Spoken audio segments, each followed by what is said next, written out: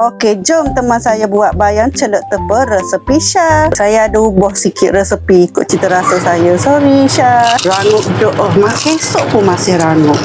Yummy.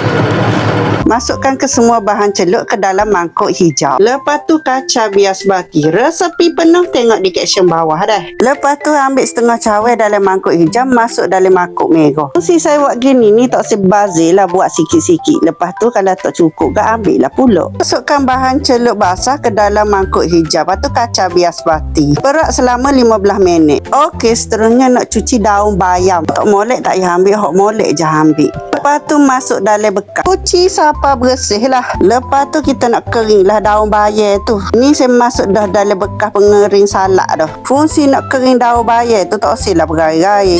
Okey, pergi yang tombol atas tu pusing-pusing dia akan keluar lah air. Ni hasil air yang keluar ni. Banyak jugalah air keluar tu.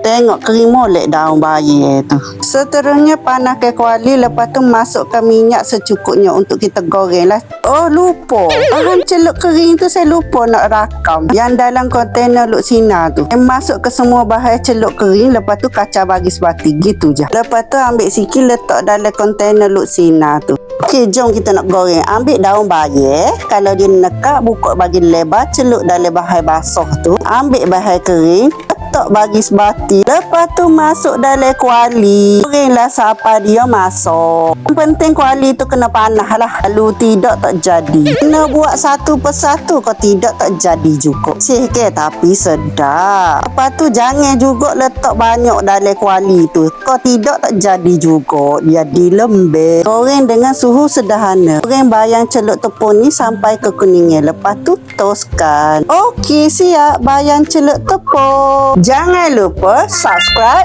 like, komen, share video ini. Terima kasih.